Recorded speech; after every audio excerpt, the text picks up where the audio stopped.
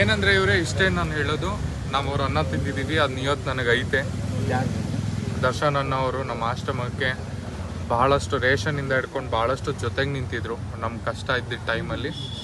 ತಪ್ಪು ಮಾಡಿದವ್ರಿಗೆ ಕಾನೂನು ರೀತಿಯಲ್ಲಿ ನೀವು ಹೇಳೋ ಥರ ಶಿಕ್ಷೆ ಆಗಲಿ. ಬಟ್ ಏನಂದರೆ ಯಾವತ್ತು ಯಾರ ಮನೇಲಿ ಅನ್ನ ತಿಂದ್ರು ಅದನ್ನು ಮರಿಬಾರ್ದು ಅಂತ ನನಗೆ ಹೇಳ್ಕೊಟ್ಟಿದ್ದಾರೆ ನಾಗಣ್ಣ ಅನ್ನೋದು. ಹಾಂ, ನಾಗರಾಜ್ ಅವರು.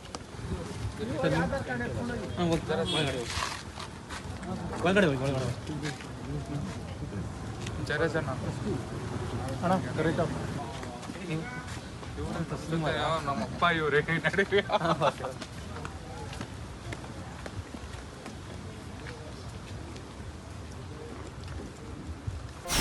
లైక్ చేయండి, షేర్ చేయండి, సబ్స్క్రైబ్ చేసుకోండి.